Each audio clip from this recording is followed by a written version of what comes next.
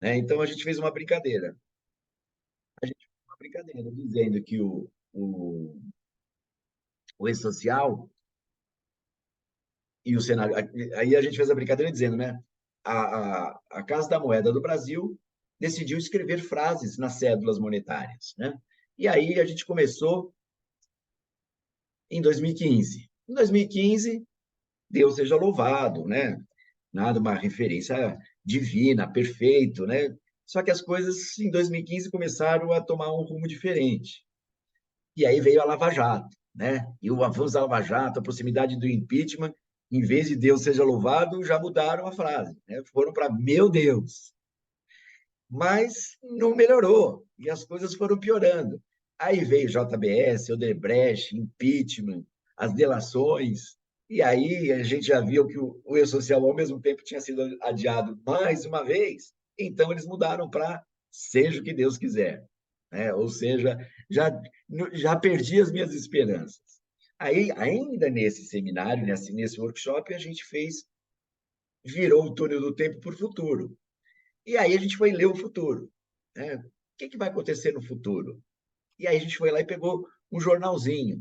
E aí, no jornalzinho do futuro, dizia: Dória garante que E-Social será implantada em seu segundo mandato. Né? Então, né, olha o futuro que a gente imaginou. Né? Dória como segundo mandato. Implantação do E-Social ocorrerá junto com a fase 23.489 da Operação Lava Jato. Governo publica lei proibindo venda de carros não autônomos. Definida a nova data para a implantação do E-Social. Ou seja, a gente estava tirando um sarro de que isso ia demorar ainda, né, que a implantação do E-Social ia demorar. Mas vocês viram aqui, né, olhando para Dória, Lula na Operação Lava Jato, né, que a nossa máquina, né, o túnel do tempo não é lá essas coisas, principalmente quando se está falando do futuro. No passado, ele vai bem, mas quando você está falando do futuro, errado. Mas aí é cabeçudice nossa, né? Besteira nossa, porque o túnel do tempo nunca foi para viajar para o futuro. O túnel do tempo sempre foi feito para viajar para o passado. Quem quer viajar para o futuro tem que recorrer a outro série, a outro filme. Né? Ele tem que pegar uma carona, né, no DeLorean do Dr. Emmett Brown com o Marty McFly e viajar para o futuro. E lembrar que tem que estar com o capacitor de fluxo funcionando, né, combustível suficiente para gerar, lembra, 1,21 gigawatts, né, do Dr. Doc Emmett Brown falando, para a gente poder retornar para os dias de hoje. Então, eu não sei, eu tentei pegar uma carona com eles, né? Tentei, mas a única coisa que eu consegui, eles saíram correndo, só sobrou a placa. Então, eu estou aqui com a placa, né? Não sei se vocês estão conseguindo ver aqui a placa. Aqui. Cola no A peito placa a já está aqui placa aí. comigo. Olha. E tem que grudar no seu corpo, senão ela não É aparece. isso. Mas tudo bem, não tem problema. Vamos que vamos. Então, vamos voltar. Enquanto eles voltaram para o futuro, nós vamos voltar para o webinar. Né? Então, vamos lá. Mais uma vez, bom dia para todos e vamos falar um pouquinho do nosso webinar. A gente fez só uma brincadeira aí de voltar no passado e 2017 parece há tanto tempo, né? Parece que faz um século, não sei das quantas, é o jeito que as coisas estão avançando. Aqui, cada 5 anos, né? Estou lembrando de Juscelino Kubitschek, 50 anos em 5, está parecendo isso, né? Aqueles projetos de 50 anos em 5 transformaram agora, estamos vivendo tempos de Juscelino. Né? Então, é a vida. Vamos lá. Então, eu sou Alexandre, para quem não me conhece, né? A Isabel, fala oi aqui, Isabel. A Isabel é a Isabel, né? Bom Para dia, quem não a pessoal. É um conhece, prazer né? recebê-los aqui. Isso, essas duas figuras aqui vão apresentar aqui esse workshop para vocês, esse webinar. E a gente começa simplesmente falando de um negócio que chegou, né, gente? Chegou o dia em que o E-Social, a gente vai completar o álbum de figurinhas do E-Social, né? Vai ter GFIP vai se extinguir, DIRF vai se extinguir, vai tudo para dentro do E-Social, e assim nós vamos tocando a vida. Né? Então, finalmente, o projeto social atingiu o seu escopo, pelo menos o seu primeiro escopo. né? Eles têm mais outros projetos aí, mas nesse primeiro escopo, que era extinguir tudo isso, e eles estão conseguindo. Para a gente entender exatamente do que nós estamos falando, vocês lembram que a gente tinha aqui, deixa eu fazer uma operação aqui, espera só um minutinho. Vocês viam aqui que a gente tinha, e deixa eu pegar uma ponta laser aqui. Vocês viam aqui que a gente tinha aqui no E-Social,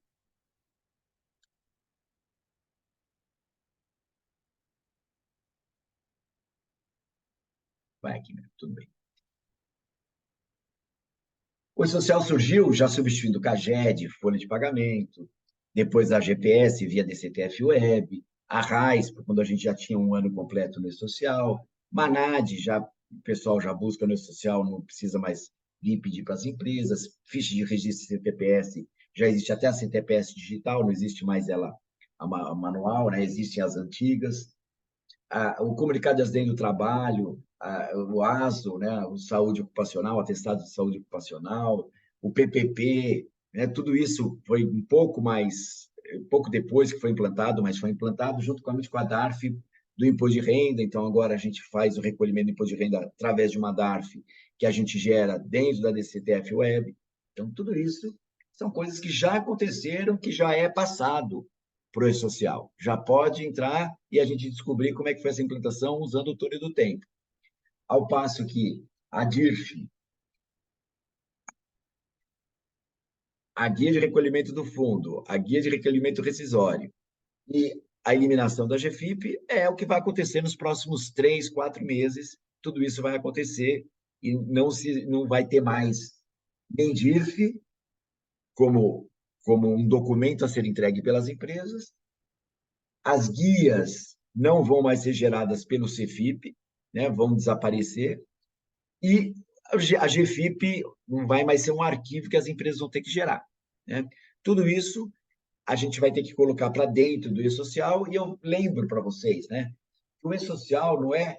O E-Social é um grande repositório de informações, né? Então, isso você sempre tem que entender.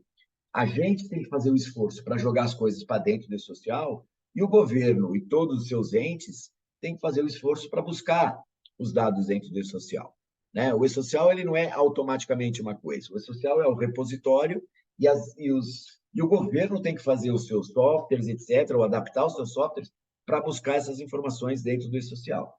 Eu acho que isso é sempre bom a gente ter essa visão, tá? E entender que essa é o formato desde o início do E-Social. E aí, então, se a gente fizer uma avaliação, a gente vai perceber o seguinte: o que é gerado pelo departamento pessoal? A DIRF até o ano calendário 2023. A RAIS até o calendário 2019, né? Porque 2020 a RAIS já era lida pelo E-Social, pelo menos para as grandes empresas. O CAGED, até que entrou em produção a primeira parte de movimentação de funcionários, o CAGED já foi substituído. A GFIP, de acordo com a previsão, até fevereiro agora, né? Até a competência fevereiro.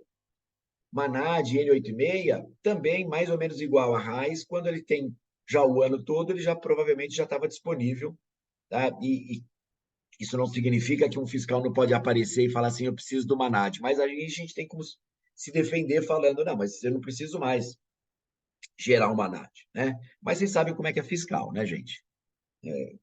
Depois aqui vocês podem até perguntar para a Isabel. A gente tem um parceiro, não é cliente, é um parceiro do projeto piloto e social, que foi autuado, ele era participante do projeto piloto, e ele foi autuado porque o cadastramento inicial do E-Social não foi entregue no dia 1º de março de 2018. Ele foi entregue durante o mês de março. Que isso foi um pedido do governo. O governo pediu, não mandem tudo no mesmo dia, que senão vai explodir tudo, etc, etc. A gente seguiu o que o governo pediu, distribuiu, mas chegou um fiscal lá e está querendo aplicar uma multa neles porque eles não entregaram tudo no dia 1º de março de 2018. Então, como a gente brinca, né? No Brasil, até o passado é incerto. né? São essas coisas que acontecem no nosso país e que a gente não fica muito contente, né, com as coisas que acontecem, né? Então, a gente conversou com colegas nossos do governo, eles acharam um absurdo, mas não podem fazer nada, porque tem a discricionariedade do fiscal, e o fiscal fala assim, cadê a lei que diz que você tem que entregar isso durante o mês 3 e não no dia primeiro?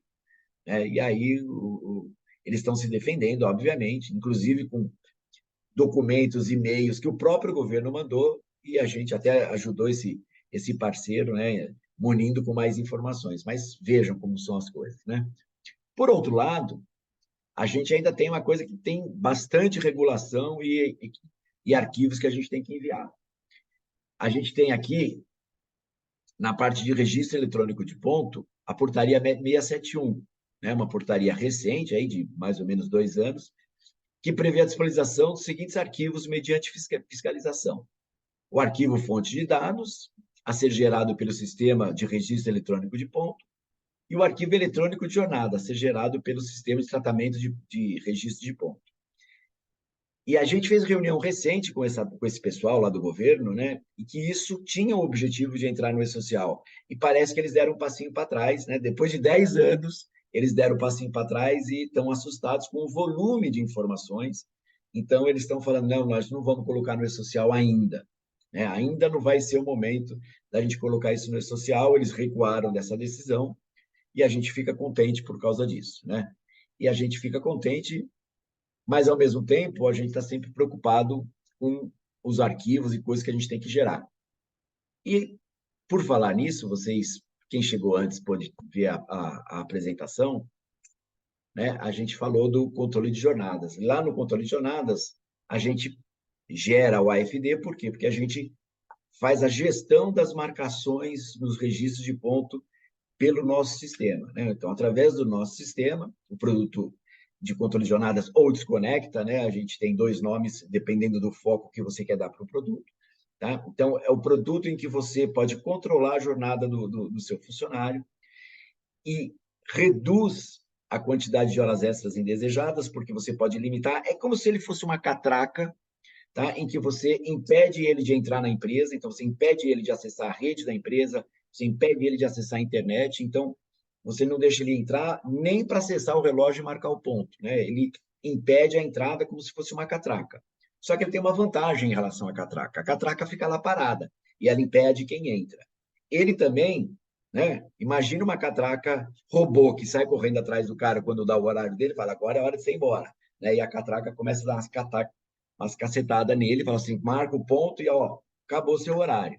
Então ele também cuida da saída, ele cuida dos intervalos, ele cuida da interjornada, ou seja, deu 11 horas, ele não deixa você entrar até dar 11 horas da sua última marcação. Ele cuida dos intervalos e pausas da NR17, né, daqueles intervalinhos lá, aquelas pausas de 10 minutos. Então, ele tem um período para aplicação daquela pausa, né? Ele não é assim, né? Tem que ser nesse horário e acabou. Ele te dá um tempo para você fazer a pausa, ele tem os limites dele, ele avisa dos limites. E isso faz com que. Qual é o maior problema do sistema de tratamento de ponto? É a qualidade da marcação. Se você não tem qualidade na marcação, né, você não vai conseguir fazer um bom omelete com os ovos ruins, né? Então, quando você tem uma boa qualidade, todo o sistema de ponto funciona bem quando você tem boas marcações feitas. Tá? Então, isso que a gente faz, a gente funciona com o nosso sistema de ponto, mas também funciona com outros sistemas de ponto, tá? Fazendo só a parte de coleta, de marcação, de bloqueio, né? E olhando também para a qualidade de vida. Né? Há aqueles que querem ficar conectados na empresa o tempo todo, 10, 12 horas, etc. Se por um lado, se ele não marca ponto, perdão, se ele não marca a saída, se ele marca a saída antes e continua conectado, ele pode fazer uma ação trabalhista contra a empresa depois, dizendo que ele continuou trabalhando sem marcar o ponto, o que o controle de jornada não deixa. E, por outro lado, se a gente bloqueia o computador, ele vai cuidar da vida dele, vai cuidar da saúde dele, ele não vai ter os, os, os burnouts da vida, os estresses, etc., porque ele vai ter o limite dele. Feito o limite, cumprido o limite, colhido as marcações, um abraço, vai descansar, vai brincar, vai fazer seu futebol, seu beach tênis, seu não sei das coisas, e aí toca o barco, né? E tudo isso ao alcance do gestor, é o gestor que faz isso. RH está cansado de ouvir o gestor falar assim, mas eu não tenho como evitar que ele faça hora extra, eu não tenho controle, eu não sei se ele vai chegar aqui às 7 horas da manhã por causa do rodízio, eu não, né? Aí, se não, com o controle de jornada, você coloca na mão do gestor, o gestor decide. Não, você pode entrar 1 hora mais cedo, você pode entrar 2 horas mais cedo, você pode estender seu horário hoje, hoje você pode fazer hora extra, porque eu sei que você está precisando, que eu estou precisando que você me entregue isso. Então, tudo isso na mão do gestor. Mas vamos voltar aqui para o nosso tema principal, né? Quando a gente fala de FGTS digital, algumas dúvidas vêm, né? Vai acabar a GFIP, não sei das quantas. Então, agora eu vou perguntar aqui para minha amiga Isabel, como é que se utiliza o FGTS social? É o FGTS digital, né? Não Nossa social. Senhora, desculpa, gente. Vocês verem, essa é uma das coisas que a pandemia fez, tá? E a gente começa a trocar as palavras, fazer os negócios desse tipo, tá? Então, eu peço desculpas aí e vocês veem, né? Ela tá sempre atenta, não tem jeito. Diga, Isabel, FGTS digital. Bom dia aí mais uma vez, né? Agora mais gente na sala aí. Bom, FGTS digital e GFIP, né? Como utilizar o FGTS digital? O FGTS digital, ele é um sistema da CIT, que é o Serviço de Inspeção do Trabalho, né? Então, ele não tem nada a ver com a Caixa Econômica. A nossa Caixa Econômica vai ficar num papel secundário aí, mais importante, que é continuar fazendo a individualização dos depósitos dos funcionários, né? E o FGTS Digital, ele tem uma plataforma parecida com o e-social de acesso, né? Onde o cliente se conecta pelo Gov.br, né? Então, o processo de uso do FGTS Digital, né, é muito parecido com o portal do e-social, né? Então, eu tenho clientes aqui que estão aqui hoje, que a SoftTrade teve a oportunidade de fazer esse acesso durante o período aí de testes da produção limitada, né? E esses clientes, no caso, né, ficaram bem satisfeitos aí com essa nova ferramenta de trabalho. Então, o processo de acesso é muito simples, né? O FGTS Digital montou um canal especial para ele, como a gente tem no portal do E-Social. Então, eu repito, né? Gestores de RH, pessoal de RH, pessoal de departamento pessoal, né? Que é da minha época mais antiga, né?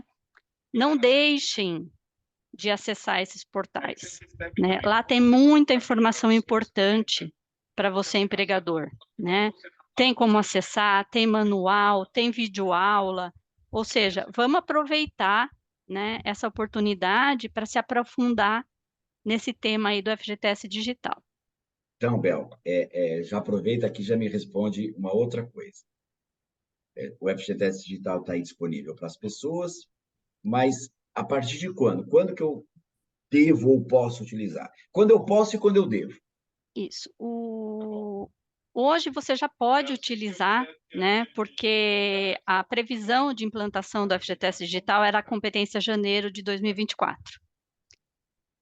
E justamente por esse período de testes da produção limitada, onde hoje todas as empresas, seja do grupo 1, 2 ou 3 do E-Social, podem participar, levou o governo a prorrogar esse projeto. Por quê? Porque durante essa fase de testes, né, alguns problemas foram encontrados, e lembrando, né, você cliente pode usar essa base, que é uma base real do que você está fazendo. Então, a sua folha de outubro, que foi entregue lá para o E-Social, né, até o dia 16 de novembro, porque agora, quando a entrega do fechamento do E-Social cai em dia feriado, sábado, domingo, eles deram um dia a mais para as empresas poderem fechar essa DCTF, né, como prazo. Então, você lá consegue ver tudo o que está acontecendo, Ô, né? Bel, Então, a oi. Ana Maria comentou aqui que eles já estão fazendo lá e bate direitinho e é muito fácil de usar. Sim, muito bom, Obrigada, Ana. Ana. Parabéns para você aí. Também, já que a Ana falou, né, eu sei que os clientes que eu tive acesso, a gente acessou junto, foi a Giovana da Netcracker, a Andrea da Galeazzi. A Giovana eu sei que ficou bem satisfeita, né? A Andrea acredito também que sim, embora houver alguns problemas aí que o pessoal do FGTS está arrumando, né? A Então, Ficosa, aqui, ó, a Gabi Denis comentou que eles estão com problema nos afastados por acidente de trabalho, né? então. Estão E, ajeitando ainda. enfim, né? E então, com essa prorrogação aí do prazo oficial de produção, que é janeiro, e agora passou a ser março, né? Você, cliente, vai ter até o dia 10 de janeiro do próximo ano para participar dessa produção limitada, né? Para ajudar o próprio CIT, né, do Ministério do Trabalho, a resolver esses problemas, tá? Então, é importante a participação de todo mundo aí e ora efetivamente de você, cliente, conferir toda a sua parte de rubrica que existe por conta do FGTS, Então, né? deixa eu entender uma coisa, Abel. Você está dizendo o seguinte, que hoje eu posso usar o FGTS digital e uso como produção restrita, né? Ou Limitada, que eles seja, falam. uai, não é mais restrita que eles chamam? Não, produção Mudou de restrita é nome? outra coisa. Ah, Esse tá. período de teste com o cliente é uma produção limitada da base de produção real. Ok. Mas eles refletem a produção e é igualzinho à produção, né? Então, a gente usa Exatamente, para testar, a gente usa para ver como exatamente, funciona, né? exatamente, Então, quem quiser já ir se familiarizando, pode usar o FDS Digital, né? E você vai usar, vai ter exatamente os mesmos resultados, vai ter as guias para recolhimento, etc. Igualzinho como se você já tivesse em produção com o FGTS Digital, só que ainda entrega a GFIP. Tá? A GFIP continua sendo obrigatória até fevereiro, o pessoal tem que entregar a GFIP. E até o sim. dia 12 de janeiro, como é que é, Bel? 10 de janeiro. Até o dia 10 de janeiro, você pode testar o FGTS Digital, né, nessa produção limitada, como eles comentaram aí, e aí, nesse teste, você vai ter o resultado aí do seu mês de dezembro, você ainda vai poder, você pode testar o seu mês de novembro, né? Nós estamos no mês, pode fazer outubro, você pode entrar agora e ver como é que ficou outubro. Então, você entra e vê, me dá a guia de outubro, quanto eu tenho que recolher, vê as guias de recolhimento rescisório, que vão ser diárias, tudo igual, né? Nada muda em termos de recolhimento, né? Nada. Então, a gente acho que é bem legal essa opção aí. E, Bel, qual que é o pré-requisito para eu usar o FGTS digital? O pré-requisito já é o que a gente tem hoje para o e-social, né?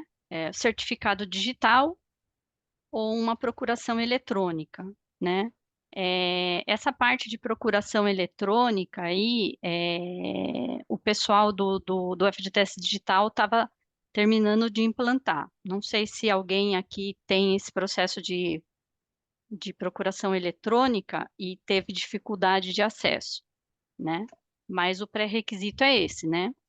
Outra coisa importante, né? O FGTS Digital ele tem um manual muito completo do que é o FGTS digital, de como vão acontecer as coisas, né?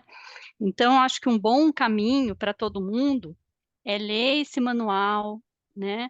Que está lá nessa página digital do FGTS Digital, que é aquela que eu acho que o RH tem que estar sempre atento, né? Mais uma página aí, que vai ajudar bastante vocês a se enxergarem.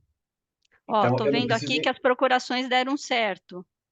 Ah, que Então, a legal. Marta aí já que a Elo, né, que é um cliente nosso que presta serviço, né, já está dizendo aí que tá funcionando. Muito bom. Legal. Então, você está dizendo que eu não preciso de nada que eu já não tenha para entrar no e-social, as mesmas ferramentas que eu tenho para Sim, acessar o e-social, eu preciso ter, ou exatamente. procuração, E ou o certificados certificado digital, digitais, etc. Né? exatamente. Então, o que eu tenho é aquilo que eu tenho para acessar o e-social, como se eu estivesse acessando o e-social, só que eu vou acessar o FGTS digital. Esse Isso, é o único pré-requisito. E eu não preciso apertar nenhum botão dizendo agora eu vou acessar por ali, né? Nada disso, não não, preciso entregar nada não, diferente no e-social. Então, o não. e-social que a gente já entrega hoje já é suficiente para o FGTS digital funcionar. O Eu não preciso e-social mudar hoje, nada na entrega para o e-social, não, para o FGTS digital funcionar. não precisa, né? Então, é aquilo, né? Hoje, os eventos de remuneração para a guia de recolhimento mensal, que são os nossos eventos periódicos, né? E os eventos que a gente tem hoje para recolhimento da nossa guia rescisória, né? Assim que eles caem no e-social e a gente recebe o sucesso lá, o portal do FGTS Digital já tem isso lá para ser recolhido. Legal, legal. E uma dúvida que me surgiu, Bel. Ele substitui o conectividade? Vai acabar o conectividade social? Não vai, né? O Conectividade Social, ele é um aplicativo da Caixa Econômica, né? Como eu disse, a Caixa Econômica continuará sendo a operadora desses depósitos para descentralização e individualização, tá? Então, o Conectividade Social continua sendo usado por todo mundo, até porque, né, hoje o nosso cliente, na hora de fazer um desligamento, ele precisa do saldo do FGTS desse funcionário, né? Enfim, então, o Conectividade não substitui. E a GFIP? Como fica a GFIP? Bom, a nossa GFIP, né, agora ela Você vai vai ficar até com a... saudade, hein, Bel, da GFIP? Não, eu não sei se eu chorei com a GFIP, eu não lembro, mas enfim, GFIP, né, há tanto tempo aí já, foi bem complicada também, né? Hoje a gente quase não ouve falar mais dela, né? Pelo menos não nós da área de desenvolvimento da Soft Trade, o Helpdesk talvez sim ainda. A GFIP vai ser usada até a competência de fevereiro, né? Que terá o seu recolhimento até o dia 7 de março do próximo ano, né? A partir de março do ano que vem, a GFIP deixa de ser usada para os recolhimentos do FGTS. Lembrando, o passado, ele nos persegue, né? Então, GFIPs de competências anteriores a março podem ser geradas, caso o empregador tenha essa necessidade, né? É a Então, mesma coisa em relação ao FTS digital, ele não funciona para o passado. não, Aí eu preciso da né? GFIP. Exatamente. Então, assim, eu acho assim que tudo que é implantado, a gente tem uns 5 anos de delay aí, né? Que são os anos que esses fiscais passam por aí, né? O FGTS, na verdade, eu acho que é menos, porque a empresa tem que estar sempre atenta, porque o funcionário pode ser desligado, né? Então, é um recolhimento que dificilmente as empresas deixam de fazer. Mas até fevereiro temos aí a nossa E como é grande que as GFIP. empresas vão fazer o recolhimento, Bel? É, os recolhimentos das guias, né, do FGTS Digital vai ser feito só via Pix, né? Isso é um tema Você está que, falando daquele negócio lá que faz o crédito instantâneo? Não é o Pix, quando a exatamente, gente brinca de pega-pega, a gente vai no Pix não.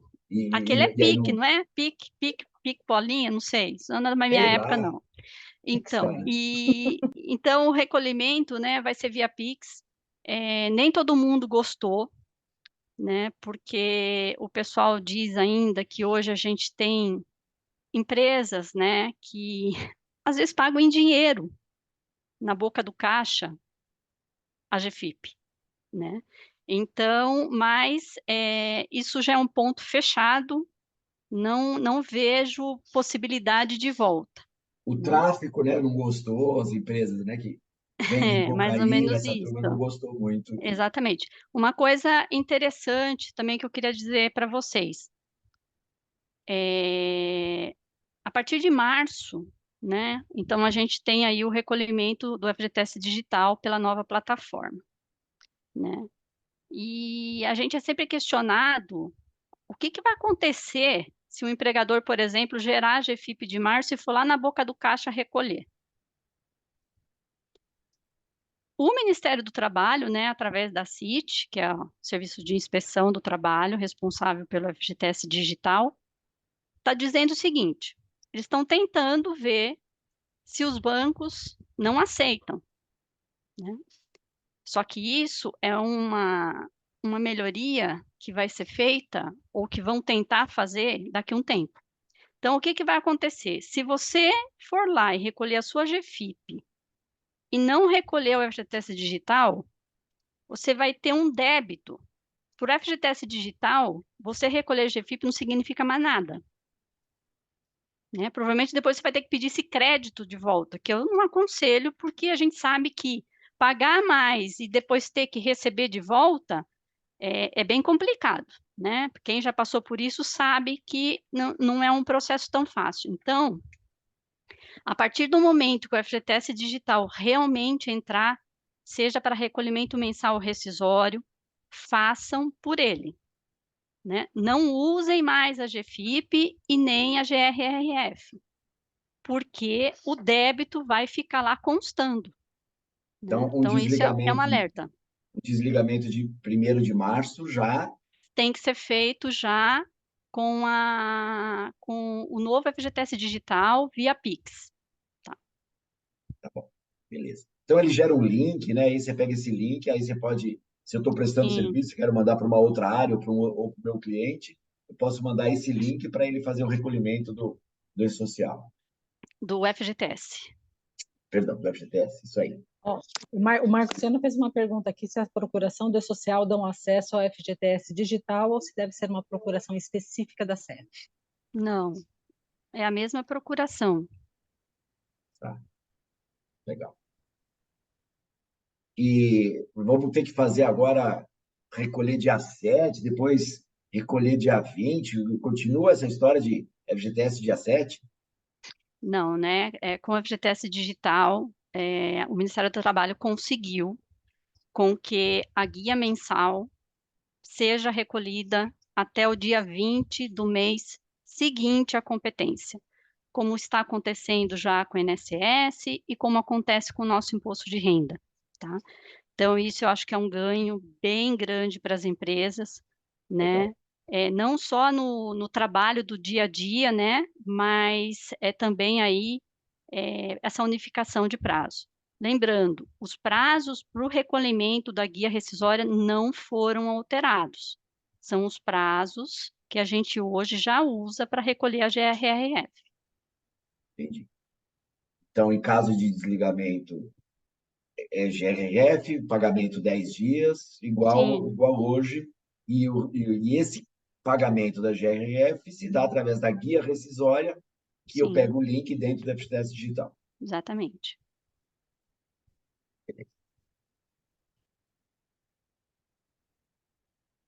E, como você já disse, eu não tenho nada para fazer no E-Social para utilizar o FGTS Digital, né? Não, Basta não. usar a mesma procuração que eu tenho para o E-Social, ou o mesmo certificado, e está tudo valendo. Sim, lembrando, né?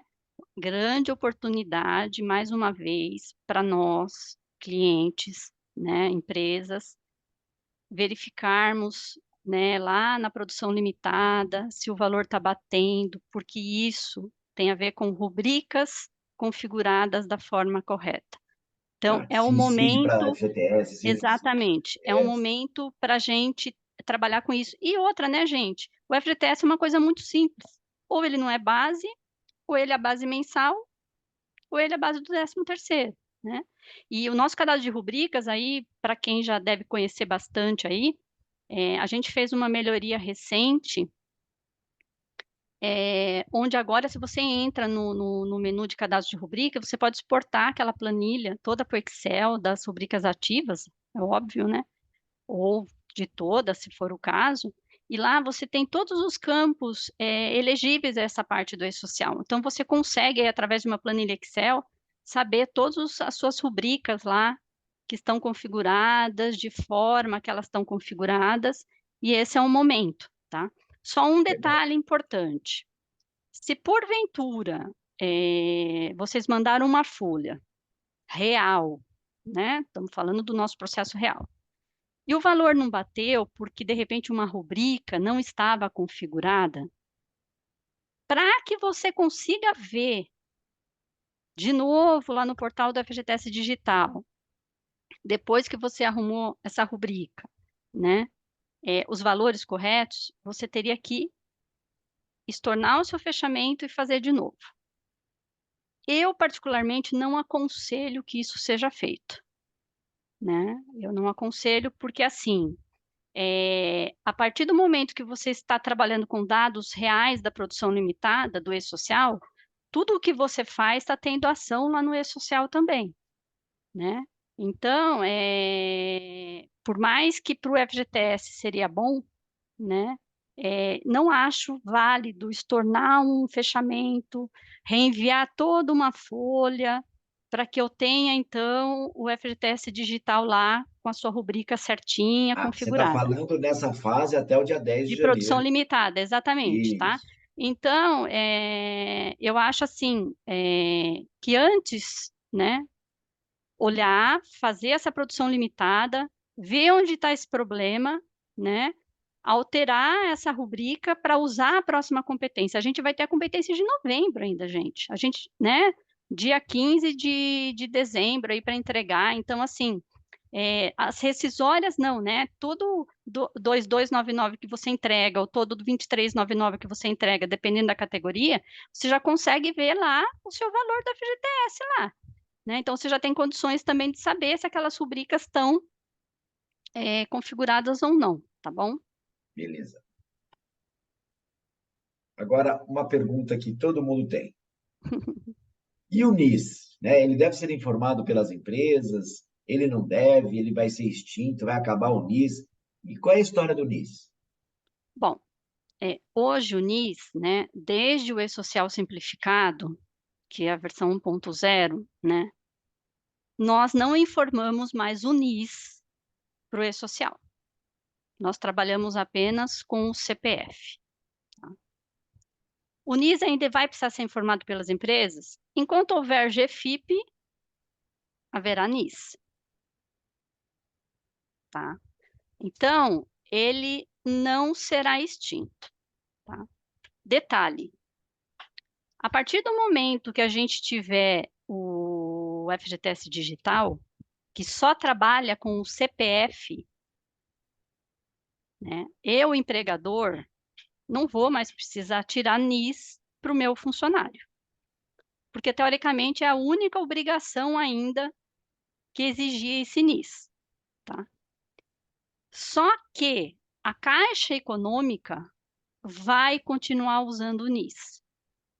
Os sistemas da Caixa são todos parametrizados e trabalham com esse NIS. Então, o que que vai acontecer?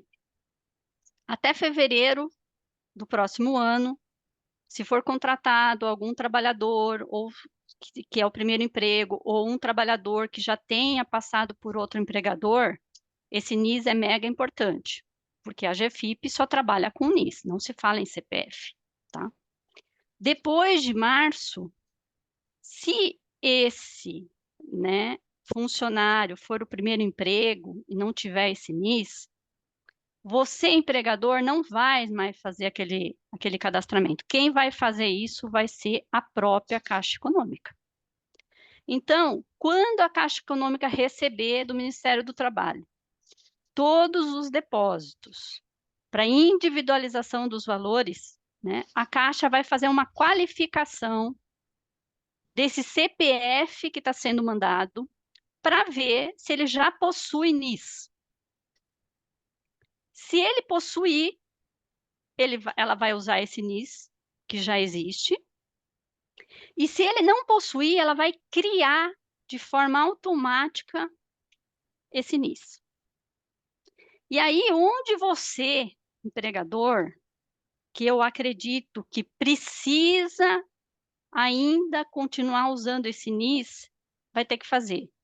Vocês vão, através da conectividade, vocês vão poder pegar esse NIS desse primeiro emprego, tá? Para quê? Para que vocês possam depois informar lá nos dados da pessoa do fator H. A gente não pode esquecer que a gente está falando aqui só de arquivo texto. Só que a gente não lembra dos relatórios que a gente ainda possui e que são obrigações legais, como o termo de rescisão do contrato de trabalho. Ô, Bel, a Marta lembrou aqui também que no ponto eletrônico, né, também O usam NIS NIS. também, né? Então, o ponto aí, né? O meu mentor aí, Alexandre Aisman, deve saber mais do ponto. Os novos Mas já não tem sim, mais NIS. não Os tem mais novos já NIS, não tem né? mais NIS, não.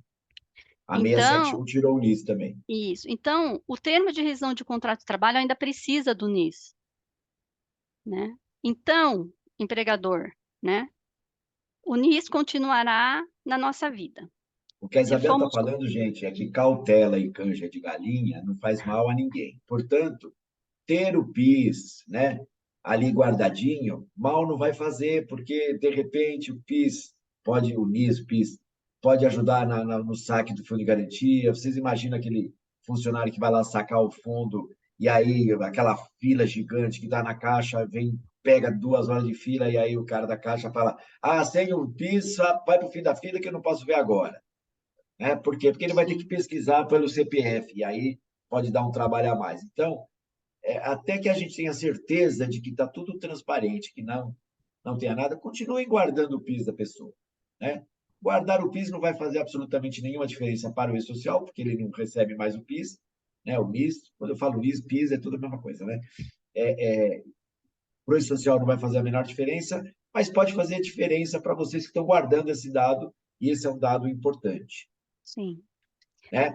E se o empregado sem NIS for admitido, né, como proceder, não precisa fazer nada. Ele vai tirar, a gente vai mandar o E-Social vai estar disponibilizado para o sistema FTS digital, que vai pegar tudo isso e vai mandar para a Caixa, e aí a Caixa vai falar assim, bom, está aí um CPF que não tem NIS, então deixa eu tirar o NIS para ele, e tira o NIS e fica lá. Se eu quiser saber o NIS, eu entro no Credibilidade Social e descubro o NIS, e posso pegar esse NIS e jogar para dentro do fator se eu quiser. Se não, eu sei que eu tenho lá o NIS da pessoa disponível. Né? Se ele não souber, eu informo o trabalhador, ó, o seu NIS é esse. Seria isso. isso.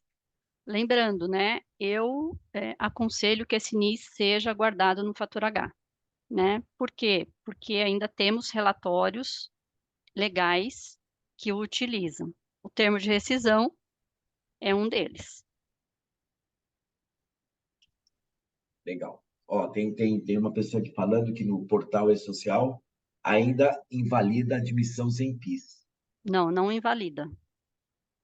Não existe mais a declaração do PIS no envio do 2.200. Não existe. Então, não existe mais dentro dele esse campo, né? Se a gente lembrar, o FGTS, o E-Social simplificado, o que que ele fez de simplificado? Ele arrancou tudo que era documento da gente. Mas eu Se a acho gente, que a nossa colega comentou aqui, né, em relação a, ao que a gente chama de qualificação dos dados. Para qualificar, a gente precisa informar o NIS. Então, sim, a qualificação dos dados lá no E-Social, se você entra na qualificação digital, né, é digital que chama, né? Qualificação digital, né? qualificação cadastral. Qualificação cadastral. Olha lá, tá vendo? Isso. Só faltava ser social, aí complicava de vez minha vida. Né? Qualificação cadastral, ela tem essa característica de você colocar o PIS. Então, eu acho Sim. que isso é interessante, Bel, até para a gente entender. Como é que eu qualifico os dados se eu não tenho PIS? Se você não tem assim, como o E-Social hoje não pede mais, né? Muita gente deixou de qualificar e parabéns para quem continua qualificando, porque eu não qualifico só o NIS, eu qualifico o nome desse funcionário, a data de nascimento, tá? Então, assim, se esse funcionário que eu estou admitindo não tem o NIS, né, eu posso fazer essa qualificação pelo site da Receita Federal, né? Pelo CPF dele e pela data de nascimento, eu sei dizer se aquele nome está de acordo com aqueles documentos que ele me entregou, Quer tá? dizer, se existe aquele CPF com aquela data de nascimento, ele fala, A olha, Receita existe uma Federal, pessoa com esse CPF e exatamente, essa data de nascimento, e essa pessoa se chama tal coisa. E aí eu posso exatamente. qualificar olhando se o nome bate lá com bate aqui. Isso. Agora, se Entendi. houver o NIS, pode continuar usando a qualificação cadastral, que foi objeto da implantação do E-Social, né? Quantas pessoas não tiveram que ir na Caixa Econômica, tinha 3 NIS, teve que unificar, né? Enfim, então, por esses dois canais, a gente consegue qualificar ainda. Entendi. Então, melhor seria se a gente tivesse uma admissão digital, né? Aí Por sim, falar em seria admissão supimpa. digital, né? Por falar em admissão digital, a gente quer trazer aqui para vocês um dos produtos que a gente oferece para os nossos clientes, sejam clientes de fator, sejam clientes de outros produtos de folha, o nosso produto chamado PPA, né? O produto PPA, você consegue fazer, é uma solução de admissão digital, né? Você, escolhido o candidato a partir do sistema de recrutamento e seleção, ou escolhido o candidato por si só pela empresa, a empresa manda para o candidato o link do PPA, essa pessoa entra, a gente já recebeu essa carta proposta deles, e com essa carta proposta, a gente recebe e coloca o candidato passa a fazer a jornada dele para dentro do PPA, onde ele vai colocar todos os dados dele, todos os documentos, a gente vai fazer a qualificação dos dados dele, vai fazer a qualificação se ele tiver NIS no portal correto, vai fazer a qualificação se ele não tiver NIS, todos isso vão gerando documentos, vão pedindo para ele baixar todos os documentos deles, dos dependentes, porque dependentes todos têm que ter CPF, que tem que ter qualificação também, tudo isso passa a ser coisas que é importante para eles,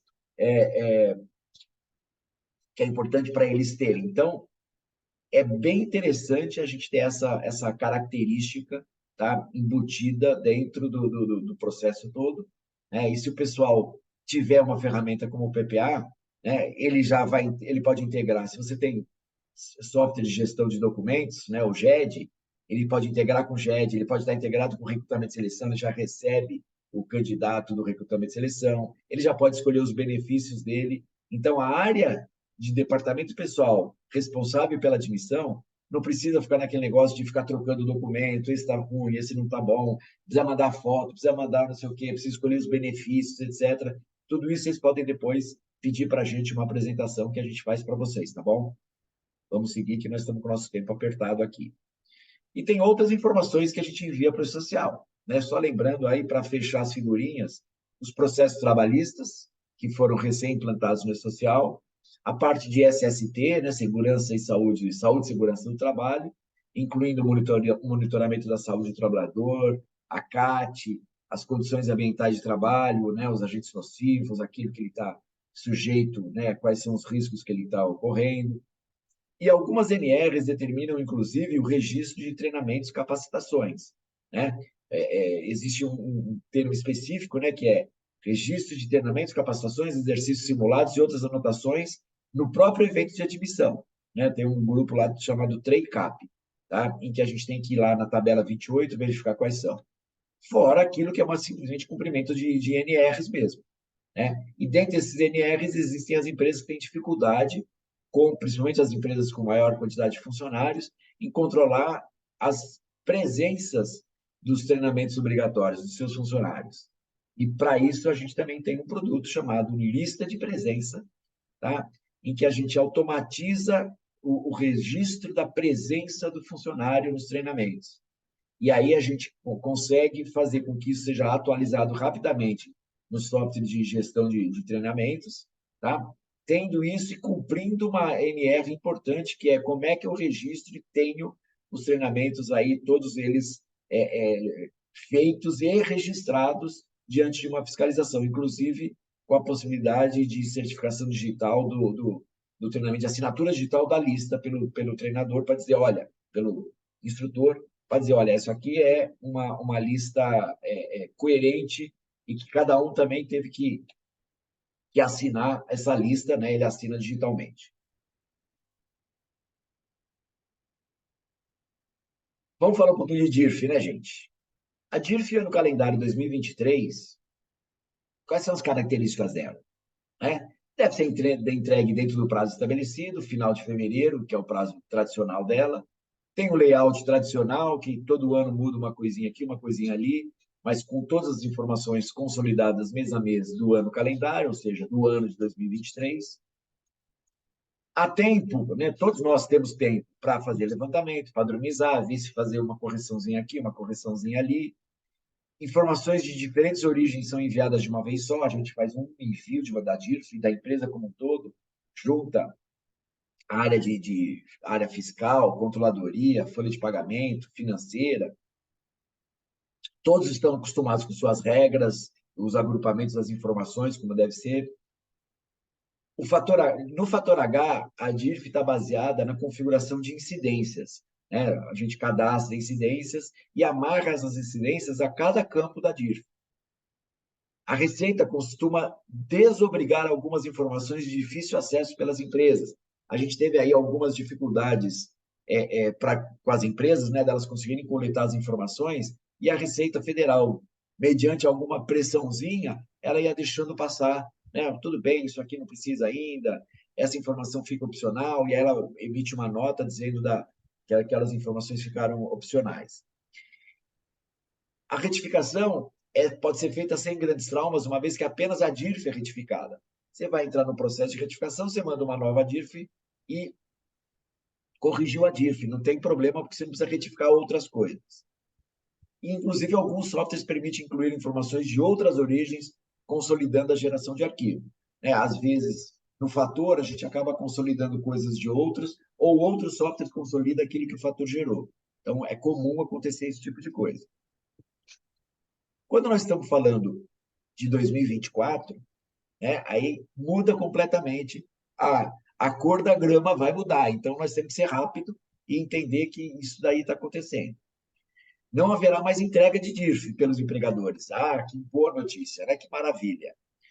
Mas isso não significa que a DIRF deixará de existir. A Receita Federal é que vai gerar a DIRF, né, dos empregadores a partir de 2024, e ela vai buscar lá no E-Social tudo aquilo que antes a gente manda na DIRF, agora ela vai buscar dentro do E-Social. Então, aquilo que a gente manda na DIRF até 2023, até o ano base 2023, agora eu tenho que mandar no E-Social a partir de janeiro de 2024, para que a Receita continue buscando a mesma informação. Mais adiante, nós vamos falar sobre informações que são do fator H que não vão ser enviadas para o E-Social. São informações que a Receita Federal vai buscar lá no EFD-REINF. É uma situação bem específica que eu vou trazer para vocês. E aí, uma outra coisa, o E-Social, em sua versão 1.1, tinha boa parte das informações necessárias para a montagem da DIRF, mas não sua totalidade. Então, o E-Social, do jeito que ele está hoje, ele não tem todas as informações para a montagem da DIRF a partir de janeiro de 2024. Por esse motivo, para que todas as informações estejam disponíveis, na versão 1.2 foram acrescidos vários campos no layout do evento 1210, pagamentos de rendimento do trabalho. E a versão 1.2 do social vai ser utilizada para a transmissão dos eventos 1210, referente ao período de apuração de janeiro de 24. A versão 1.2 do social, ela entra em produção efetiva, ou seja, ela é a única versão aceita a partir de meados do mês de janeiro. Tá? Então, meados do mês de janeiro, lá pelo dia 20, por aí, você tem que usar somente a versão 1.2 do E-Social. E essa versão 1.2, quando a gente vai mandar os eventos 12 e 10, é que vai montar a DIRF. Tá? Então, fiquem bem atentos a isso, tá? E vocês vão ter uma troca de versões, tanto do E-Social quanto do fator, para que essas coisas aconteçam. Se a gente fizer um paralelo entre a DIRF 2024 e a DIRF 2023, nós vamos perceber o seguinte. DIRF, eu estou colocando DIRF 2024 entre aspas, porque não é DIRF, né? Não existe um documento DIRF gerado pelas empresas. Mas eu estou falando do conteúdo para a montagem da DIRF. Então, a DIRF 2024 começa a ser preparada ainda em 2023 e inicia o envio em meados de fevereiro de 2024, enquanto que a DIRF 2023 será enviada por inteiro no final de fevereiro de 2024. Ou seja, eu vou começar a cuidar da DIRF 2024 antes da DIRF 2023. A DIRF 2024 a gente tem que cuidar dela agora. A DIRF 2023 eu posso cuidar dela durante o mês de fevereiro, porque eu posso fazer os ajustes que forem necessários, cálculo retroativo de incidência, aquilo que a gente já está acostumado a fazer. No fator H, a DIRF 2023 é baseada na parametrização de diversas incidências. A DIRF 2024 está baseada na correta classificação do Código de Incidência Tributária no cadastro de rubrica. Isso é vital, tá, gente? E aqui a gente pode ter muitos erros que a gente não percebe, mas vai perceber a partir do momento que isso vai ter validade para a DIRF. A mesma coisa que a Isabel falou sobre o fundo de garantia, né? Se a gente não deu bola para as rubricas de fundo de garantia, a gente vai perceber essa diferença lá no FGTS digital. Se a gente não der bola para o negócio da DIRF, né, para essa classificação, né, essa correta classificação do Código de Incidência Tributária, a gente vai ter essa dor de cabeça também. Então, temos que ficar atentos em relação a isso. Eu queria só fazer um adendo, que é o seguinte: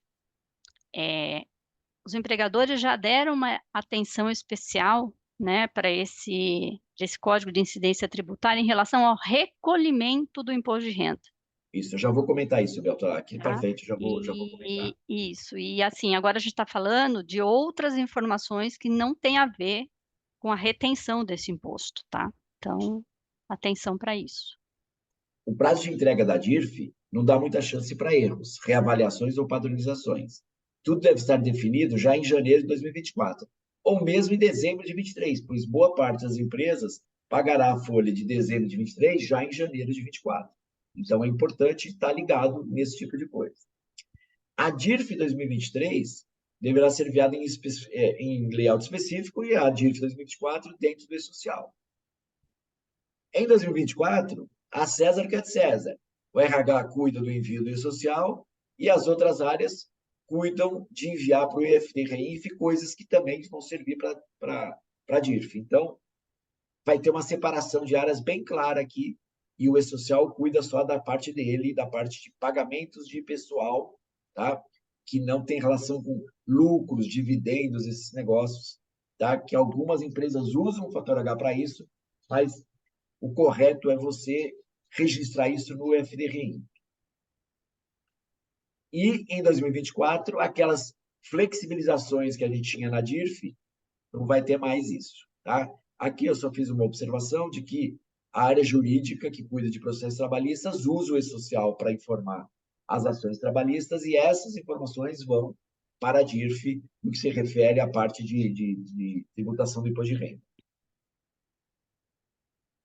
Então, fazendo um resumo, né, entre E-Social e FDE-INF, folha e outras informações relativas à folha, né, e processos trabalhistas, esses são depositados no E-Social. Né? Já retenções, contribuições previdenciárias sobre a receita bruta e outros diversos itens relativos a imposto de renda, eles são colocados, enviados para o EFD-REINF. Tá? Nosso lado aqui, ó, é E-Social. Né? Quando a gente está falando de E-Social, o FGTS Digital busca dentro do FGTS Digital, o FGTS Digital busca dentro do E-Social as informações para gerar a guia mensal do fundo e a guia rescisória. O portal ECAC da DCTF Web usa parte do E-Social e parte do IFD-REINF para gerar DARF de INSS e DARF de Imposto de Renda. Essas DARFs, que hoje já são geradas, lembre-se que eu só consigo fazer a DCTF quando eu já mandei o envio de encerramento tanto do E-Social quanto do IFD-REINF. Aí é que eu vou ter a DCTF Web pronta para gerar as DARFs e fazer os recolhimentos. Então, esse aqui é um portal interessante para a gente ter esse tipo de coisa. E lembra que a gente comentou lá dos códigos de incidência tributária. Praticamente, vocês devem ter cuidado dessa turma aqui, ó, do 31 ao 34, que são os itens de retenção de imposto de renda efetuada sobre remuneração mensal, 13º, férias e PLR. E alguns cuidaram do rendimento tributável, né? O 11, 12, 13, 14 também, remuneração mensal, 13º, férias e PLR.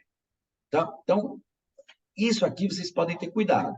Porém, tem que cuidar das outras coisas também. Tudo aquilo que trafega em folha, mas que não tem nada a ver, pensem assim, no informe de rendimento, você tem essa situação estourando dentro do E-Social. Você tem que fazer com que esse cara aqui seja é o tipo NDA. Se ele não é nem tributável, nem rendimento isento, nem não sei das quantas, você tem isso. você tem aqui dentro, o pessoal está me falando aqui do tempo, a gente vai ter que alongar um pouquinho o nosso evento, tá? Mais uma meia hora, quem puder ficar, a gente agradece. Lembrando que depois a gente vai disponibilizar o vídeo para vocês, mas é que os assuntos vão se amarrando um no outro e a gente vai ter que empurrar um pouquinho mais. Então, quem puder, aí, se alguém tiver alguma coisa marcada para as 10h30 e puder dar uma empurradinha ali para até às 11h, a gente agradece, porque a gente vai dar uma esticada, inclusive, para poder responder mais perguntas de vocês. Dedução do rendimento tributável do imposto de renda. Lembra, né? Pensão alimentícia, previdência social, previdência complementar, tudo isso tem que ser colocado e estar registrado corretamente. Ah, mas eu já tenho isso correto. Você não pode ter certeza se você tem isso correto, porque isso não afetou nenhum cálculo do sistema. A gente usa incidências para o sistema. A gente usou incidências para gerar a DIRF. Então, a gente não tem essa garantia de que isso vai dar certo. Então, é bom fazer uma revisão nesse código de incidência tributária de todas as rubricas. Tá? A gente pode até, a Soft, fazer uma comparação, e aí peço aí para o pessoal da Soft anotar, da gente fazer umas queries que avaliem as DIRFs, as incidências que amarram a DIRF com esse campo da rubrica, né? Então, a gente, para tentar ver se existe alguma discrepância entre o que está configurado aqui e o que está configurado para a DIRF. Tá? Isso é possível da gente gerar, então deixa aí para a gente fazer um negócio desse tipo.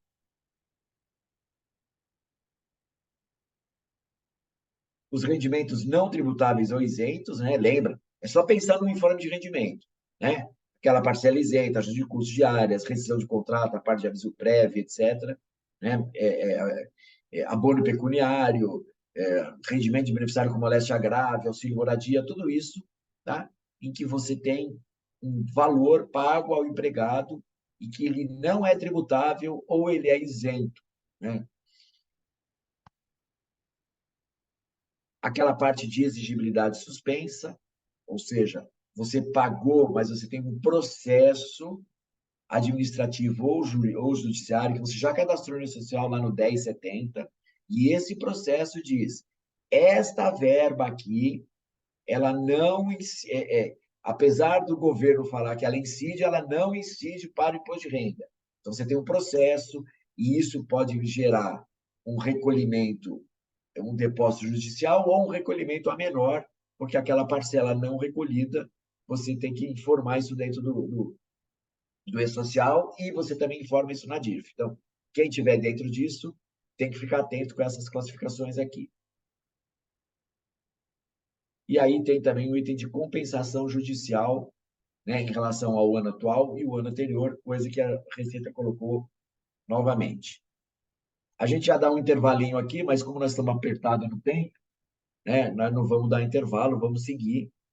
Se tiver alguma pergunta aí no chat que apareceu, agora é uma hora boa para a gente falar, porque agora a gente vai falar do 1210. Não, a gente tem Tá? O algumas evento. perguntas lá de trás ainda, mas aí depois a gente responde no final. Tá bom. Nós vamos falar do evento 1210, que é o que teve de novo nesse evento 1210. Então vamos lá. Evento 1210, antes, tinha só o líquido praticamente, né? Era o líquido com a data de pagamento e fazia o batimento, era aquela coisinha simples, tranquila, né? Agora os caras deram uma engordada, uma turbinada nele. Então a gente vai trazer aqui o resumo para vocês darem uma olhada. E a gente fez uma classificação aqui, se está tudo ok, vocês não precisam se preocupar, se tem que ter uma certa atenção ou se tem que ter muita atenção no tema. Tá? Então, para facilitar a nossa vida aqui, a gente fez esses itens. A gente tem um item que é informações relacionadas à retenção na fonte, aos rendimentos tributáveis, etc. Chama Info e R complemento. Lá no detalhe eu vou explicar o que tem aqui de conteúdo. Informação dos dependentes. Dependentes que estão cadastrados dentro do sistema e que são dependentes de imposto de renda, não é problema. Isso está em ordem, isso o sistema vai controlar. Dependentes que não são dependentes de imposto de renda, mas são pensionistas ou são dependentes de plano de saúde, aí eu tenho que estar com o CPF em ordem, tudo bonitinho. Então, isso a gente vai tratar um pouquinho mais para frente. A parte de código de retenção, né, ou código de receita, né, qual vai ser o código de receita que vai ser usado para aquele trabalhador. Também vamos citar mais e requer uma certa atenção.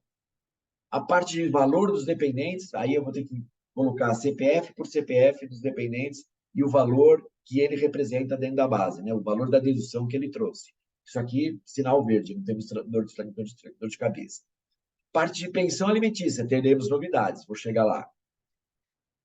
A parte de previdência complementar é bem simplesinho o ajuste que tem que ser feito. A parte de processos e exigibilidade suspensa, a gente vai ver depois, nós não vamos ver agora.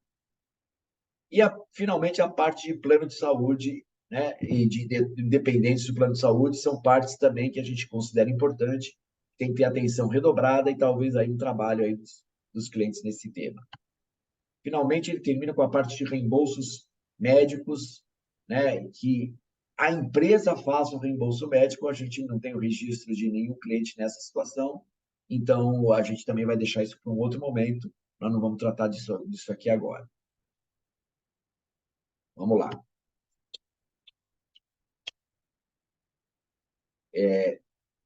Vamos começar aqui com aquele InfoIR complemento. Tá? O InfoIR complemento, simplesmente quem tem aquela situação em que tem algum empregado que tem uma data, tem uma moléstia grave, tem um laudo e tem que colocar uma data aqui. Hoje a gente usa uma informação complementar, mas aqui está no cadastro de pessoas que ele vai ter que preencher. Então,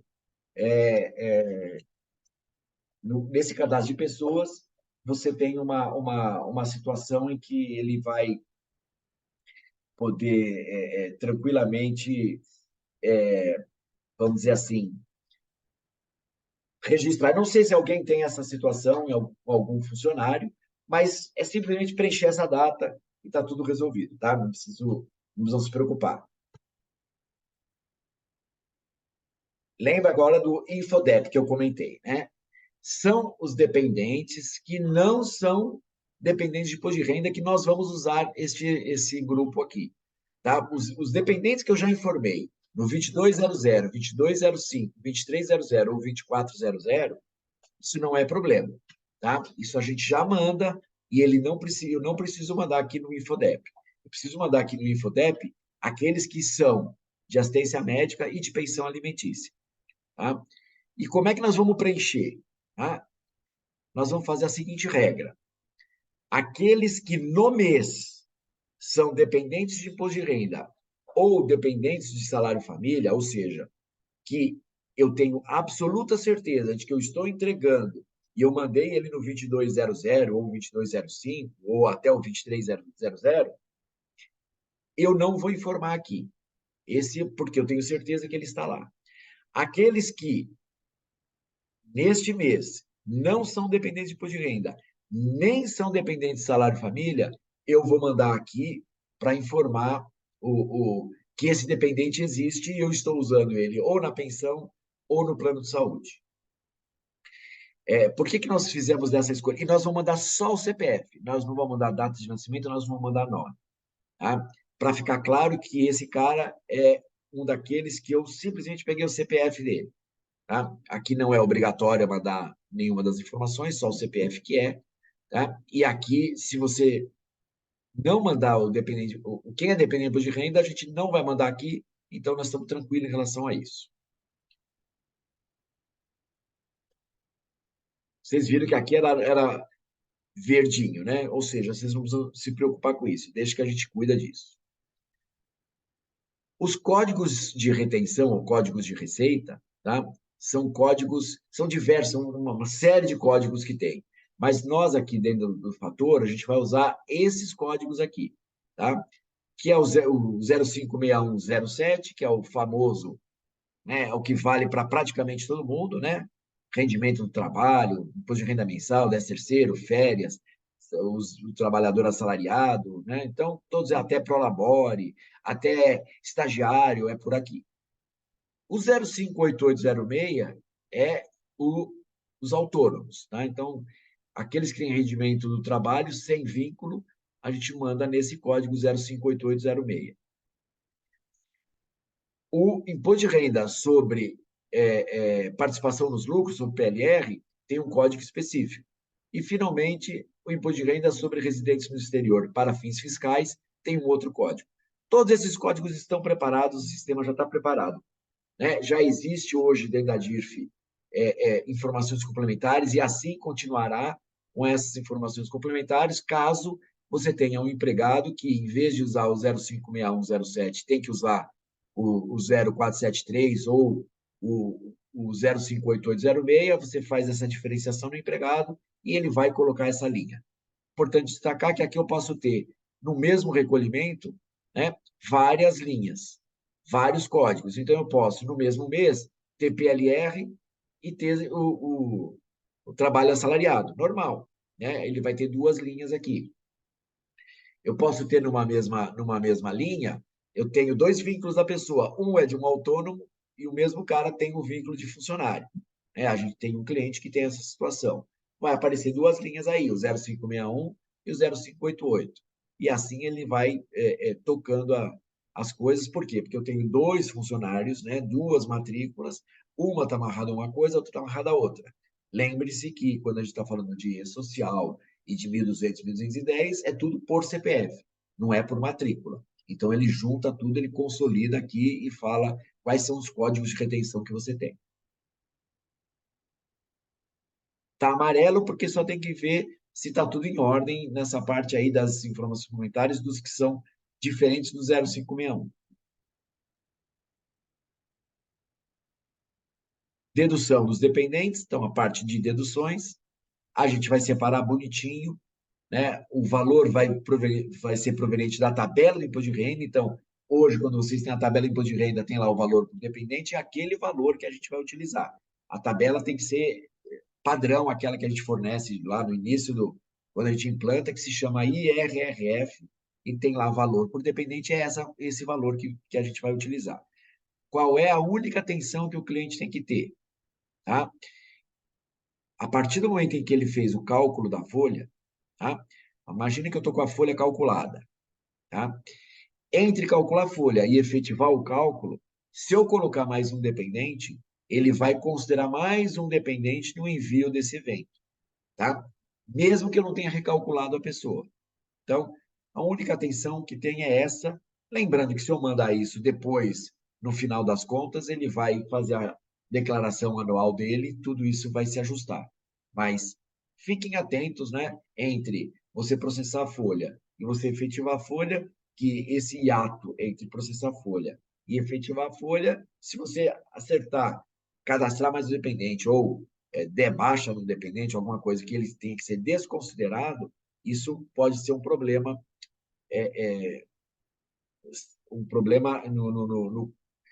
naquilo que ele calcula de imposto de renda. Mas o E-Social não vai calcular o imposto de renda. Ele vai considerar exatamente como faz a DIRF. Olha, eu usei isso de dependentes. Então, acabou, vai. É isso que eu quero que vocês tenham claramente, né? O ajuste disso é importante para que não tenha nenhum valor errado. Então, a partir do momento que você calculou a folha, você efetivou, está valendo, né? Aquilo que ele registra é aquilo que ele usou. Né? Vamos supor que eu paguei dia 5, eu tinha dois dependentes. Né? O pagamento da folha do mês anterior tinha dois dependentes. Nasceu dependente no dia 10. E aí eu calculei adiantamento no dia 20. Quando ele faz a efetivação do cálculo no dia 20, ele já vai considerar os três dependentes. Ele já vai corrigir essa informação junto com o cálculo que ele também já vai corrigir. Então, está tudo belezinha. Tá? O que nós estamos falando é o último evento do mês, você foi lá, acrescentou um dependente e efetivou o cálculo. Se você efetiva o cálculo e acrescenta o dependente, ele não vai considerar esse dependente. Vou te dar um outro exemplo. Fiz férias dia 5, esse mesmo exemplo aqui. Fiz férias dia 5, o filho nasceu dia 10. Quando eu fiz férias e paguei no dia 2 essas férias, você só tinha dois dependentes. Se você não tiver recálculo de férias durante o mês, tiver cálculo de diferença de férias, etc., vai ficar registrado que eu usei dois dependentes, porque foi esses dois dependentes que você tinha quando você calculou as férias. Então, a diferença entre calcular e efetivar é só esse ato que nós estamos falando. Não é entre calcular e nascer o dependente chegar ao final do mês. A gente vai mandar aquilo que foi usado no cálculo. Pensão alimentícia. que a gente tem aqui em relação à pensão alimentícia é uma atenção importante que você tem que enviar para o E-Social o CPF do alimentando, não é de quem recebe a pensão. Tá?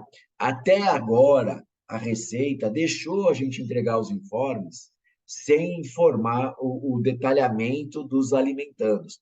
Agora não tem mais chance. Agora eu tenho que informar os alimentandos. Então, se a pessoa tem 2 filhos e ela paga R$ 2.000 de pensão, é 1.000 para um filho, 1.000 para outro filho, ela tem que informar esses 2 CPFs dentro. E para isso nós fizemos uma modificação na tela de eventos, porcentagens sobre o evento.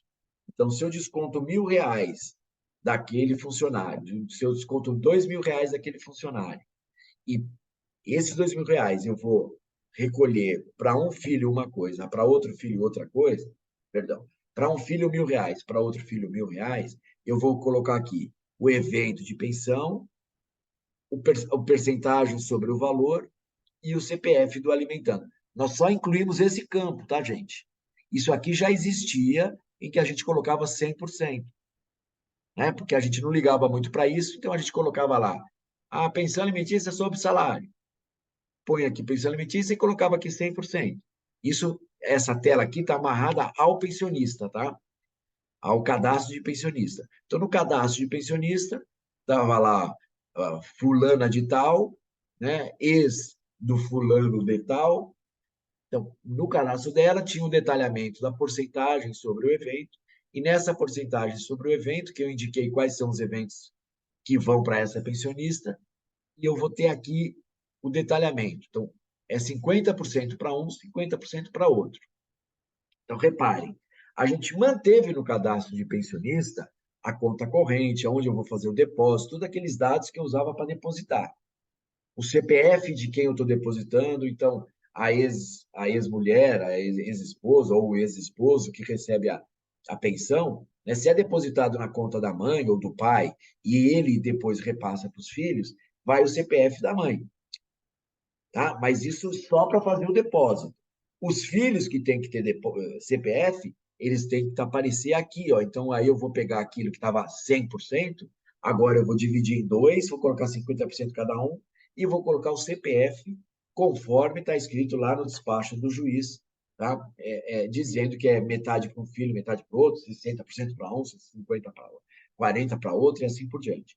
Então, muita atenção nessa hora, tá? Fiquem ligados de que o CPF que eu estou colocando aqui é o que vai lá para o E-Social, como aquele que é o alimentando. Se você não informar o CPF aqui, significa que ele vai enviar o CPF do pensionista que a gente informa hoje. Tá? Então, fiquem ligados nisso. E outra coisa, utilizem a estrutura do sistema para isso. Tem gente que utiliza somente o desconto, né? Mas não utiliza toda a estrutura que tem de como é que eu vou distribuir essa pensão. Tá? A estrutura do cadastro de uma pensão alimentícia pressupõe 3 telas. O beneficiário de pensão, onde informamos os dados de quem recebe a pensão, conta corrente, onde é depositado. Os eventos de pensão, onde informamos as rubricas, o tipo de pensão que tem relação com o cálculo, e é praticamente o lançamento, né? Ó, é 30% do salário, do líquido, é 20% do líquido, são 3 salários mínimos, né? Então, a gente tem lá o tipo de pensão, que é a quantidade de salários mínimos, né? A gente tem lá a quantidade ou o percentual, né? Aquilo que é o valor informado do lançamento, e aí esse é o evento de pensão. O evento de pensão não está amarrado ao pensionista, né? Quem está amarrado ao pensionista é esse que faz porcentagem sobre o evento, onde eu pego. Olha, lembra aquele líquido, pensão sobre salário que é calculado sobre o líquido? Então, metade dessa pensão vai para o fulaninho, metade vai para o ciclaninho. Tá? E fulaninho e ciclaninho, que é essa tela aqui, eu vou colocar o CPF aqui. Se você não preenche o CPF aqui, ele vai colocar para fulana de tal, como eu comentei, né, que a fulana de tal é que vai ser a beneficiária e considerada alimentando. Tá? Então, fiquem atentos, porque o que a Receita está pedindo é ou alimentando aquilo que está no despacho do juiz, tá, em relação a quem é o cara que vai receber a pensão. Na parte de previdência complementar, bem tranquilo. Vocês têm uma rubrica hoje que cuida disso, vocês vão entrar no cadastro de rubrica, e aí você vai ter esses dois campos aqui para preencher naquele evento, naquela rubrica que trata do desconto da previdência complementar. Então, é simplesmente ir lá, coloca lá qual é o tipo de previdência complementar e qual é o CNPJ da entidade de previdência complementar. Colocou isso, a gente vai preencher o 1.210 de acordo com esse CNPJ que é pedido aqui. Tá? Nós estamos falando aqui, ó, os tipos é a previdência privada, FAP, FUNPRESP, praticamente aqui todos são previdência privada, né? Quem tem é previdência privada, né? E aí o CNPJ da empresa, da entidade que faz a entidade de previdência, né? O valor ele vai buscar lá da própria folha da pessoa, da ficha financeira dela, e vai montar o 1.210 de acordo com isso.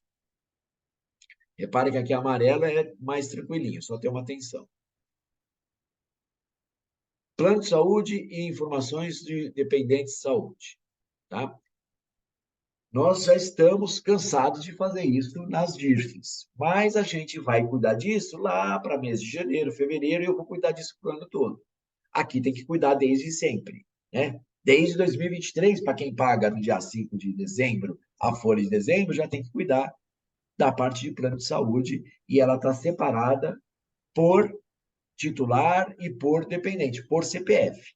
Então, toda essa divisão, a pessoa tem 3 vidas, tem 2 vidas, tem uma vida, todas essas divisões elas têm que ser feitas de acordo com a regra da empresa de desconto do plano de saúde, tá? Afora o fato de que existe a parte de coparticipação, que também vem indicando quem é o CPF do dependente. Para isso, tem que usar todos os recursos que o sistema já oferece. Aqui a gente não tem nenhuma alteração que a gente fez, mas muitas das empresas não utilizam os recursos que a gente tem aqui, a gente acaba fazendo no final do ano, junta, faz uma consultoria para a gente facilitar esse tipo de coisa. Tem que colocar essa casa em ordem para que a gente tenha o detalhamento do uso, né, do plano de saúde. Então, fiquem atentos, né? É o que eu estava comentando aqui, né? O fator H possui recursos de, ao calcular a rubrica de desconto do plano de saúde, separar o valor do desconto por vida, seja uma divisão por igual ou diferenciada. Nesse caso, foi feita uma customização na fórmula ou função, caso essa... Olha, quando é dependente, paga 50%, quando é titular, paga 25%, alguma coisa desse tipo. Normalmente, vocês pedem uma customização e a gente faz uma customização para diferenciar o valor que monta o plano de saúde. Da mesma forma, para a rubrica de desconto de coparticipação, baseada em uma planilha, né? Normalmente o pessoal importa uma planilha ou lança, informando o que é do titular e o que é de cada dependente. Ela pode ser processada e mesmo o desconto estando na mesma rubrica, há uma separação interna mediante uma função disponível no sistema. Então, a gente já tem uma função que vai saber separar isso, ele juntou para fazer o cálculo da rubrica, mas depois ele abre e solta isso.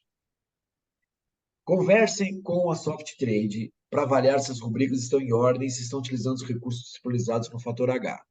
Lembrando que as chances de retificação são bem mais restritas, seja no tempo ou na forma.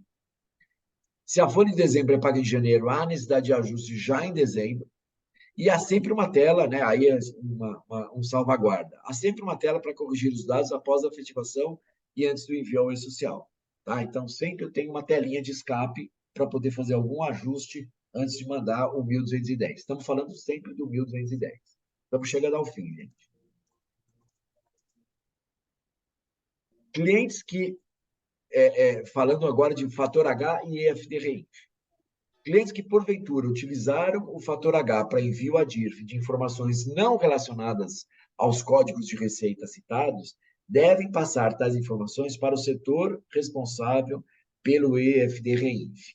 Exemplo, né? A gente tem um cliente que usou isso aqui, ó, informações da sociedade em conta de participação beneficiário pessoa física da sociedade em conta de pessoa, lucros e dividendos pagos aos sócios da sociedade em conta de participação. Tá? A sociedade em conta de participação é aquela que ela tem um sócio, que é um sócio que só recebe os lucros, mas ele não está envolvido na gestão e ele só recebe lucros, ele não tem a responsabilidade, tá, com as coisas. É uma sociedade específica que tem isso. Tá? E as pessoas podem usar isso, porque eu posso ter rubricas trafegando com esses valores, mas só que esses valores não adianta eu mandar isso para a Folha. Posso mandar isso para a Folha, mas eu vou ter que colocar como código 9 lá no Código de Tributação de R, porque quem tem que cuidar disso é o FDREINF. Tá? Então, entre em contato com quem gera isso. Quem faz dessa forma não vai mais conseguir fazer a partir de 2024. Lembrando que os códigos de receita tratados no E-Social são 056107, esses que estão em roxo são aqueles que a gente está tratando, 056108, né, para a parte de empregador doméstico, do 108, 109, 110, o 111 ao 113 são para segurados especiais, né, a parte de trabalhador rural, etc., segurado é família, quando é família que entrega a produção, coisas do tipo, né, que a gente não está contemplando isso no fator. O imposto de renda sobre trabalho sem vínculo, né? Aqui a parte de prestação de serviço de transporte internacional de carga, né? Pagos a transportador, autônomo, PF, residente no Paraguai. Só o Brasil faz essas coisas, né? Tem uma lei que fala para o cara que é residente no Paraguai. Brincadeira, vamos lá. Proventos de aposentadoria pago por Previdência Pública, que não é tratado pelo fator H. Imposto de renda sobre PLR, normal, estamos tratando, vamos entregar, está tudo já parametrizado. E imposto de renda sobre residência no exterior, para fins fiscais, para quem tem essa situação, já deve ter lá uma informação complementar indicando que ele recebe, ele tem o código de receita do exterior, e aí ele usa esse código de receita. Tudo tranquilo também. Tá? Mas fiquem atentos que tem coisas que não vão ser mais enviadas pelo fator, porque aquilo que a gente manda para o E-Social não vai valer para o outro. Informações importantes.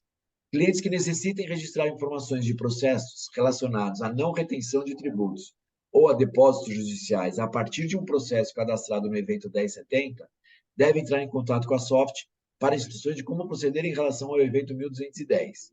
Preenchimento dos grupos InfoProc-RET, InfoValores, DED-SUSP e BenefPen. Clientes que necessitem registrar informações relativas a despesas médicas ou odontológicas pagas pelo trabalhador, a prestador de serviço, objeto de reembolso efetuado pelo empregador diretamente para o trabalhador, seja no âmbito do plano de saúde, a operadora reembolsa a empresa reembolsa o trabalhador, ou como benefício do próprio empregador, o próprio empregador faz o reembolso, também entra em contato para a gente ver como vai ser o preenchimento do S1210. Tá? Então, são as duas situações que a gente pede para o pessoal entrar em contato, quem tiver essa situação. Até então, a gente não tem essa situação, tá? Até 2023, a gente não tinha essa situação com os nossos clientes, mas se aparecer alguma coisa, entre em contato, por favor. A versão 339 do Fator H cuidará da preparação dos dados para envio ao E-Social quando este estiver na versão 1.2. E ela vai ser disponibilizada em meados de dezembro. Tá? Esses novos campos que eu estou apontando, abrir um campinho novo aqui, o CPF do alimentando, etc., ele entra e a gente vai disponibilizar isso em meados de dezembro. E a versão 340 do Fator H, que vai ser disponibilizada em meados de janeiro, ela vai ser usada para o envio do 1210, tá? Já com esses ajustes, que é lá pelo dia 10, 12, 15 de fevereiro. Né? 15 é o limite agora, né, gente? Isabel, o limite é 15, se né? for feriado ou final de semana, pula para o dia seguinte. Não, tudo bem, mas primeira quinzena de fevereiro que tem que ser enviado. Né? Sim. Então, aqui a versão 340 do Fator H, ela vai cuidar só do envio, tá? Da parte de montagem do evento, etc. A 339 é a mais importante, que é aquela que a gente vai usar para fazer os ajustes. Mas tem muito trabalho antes disso, né? Que é a parte de código de incidência tributária, que eu comentei com vocês, a parte de plano de saúde, tudo aquilo que já está disponível para vocês, que vocês têm que colocar. Aqui é só essa parte aí de desses novos campos que a gente apresentou para vocês, tá? CPF do alimentando, no caso de pensão e coisas desse tipo. Gente, estamos chegando no fim, atrasamos um pouquinho, mas agora a gente pode falar sobre dúvidas e outras coisas. Alexandre, Isso, acho que a pode gente pode trazer, e aí, se comentar com alguém as quiser, últimas aqui. Vamos pode comentar as falar. últimas que são relacionadas a essa última parte que você fez. A Silvânia aqui da Sanepar falou da parte de pensão alimentícia, que hoje a tela de porcentagem sobre o evento, ela não tem histórico. Então, isso, e se alguém voltou a utilizar a mesma rubrica, esses dados são sobrepostos. Isso pode gerar problema em caso de retificação do e-social. Ô, Silvana, se você quiser abrir aqui o seu microfone para comentar. Volta lá no JDR. Volta lá no JDR. Na planilha Excel. Opa, tem alguém aí. Eu entendi Entendeu? aí a colocação dela. A minha dúvida era se a pessoa ela deixou de ter pensionista, depois a mesma pessoa teve uma segunda pensionista ou da mesma pensionista que a gente está falando. Isso. Normalmente, a gente usa rubricas distintas para pensionistas diferentes, né? É muito difícil ter... É como se cada rubrica fosse um despacho, né? Então, aquele despacho eu uso aquela rubrica. Aliás, um conjunto de rubricas para aquele despacho, né? Porque eu tenho rubrica de pensão sobre salário, sobre férias, sobre PLR, sobre 13º, etc. Então, pode ter todos esses tipos de rubrica, tá? E a gente usa isso por despacho. O fato de não ter histórico e eu precisar fazer uma retificação pode ser um problema, sim, né? Então, melhor não precisar fazer retificação, melhor acertar já na primeira, colocando o CPF correto e assim por diante, tá? Entretanto, não se esqueça, a gente só vai... Se eu usei aquela rubrica, ele vai pegar a configuração que eu tenho nela. Se eu usei uma nova rubrica, não vai ter problema de fazer retificação, porque aí eu volto na mesma rubrica de antes e não vai gerar esse tipo de coisa.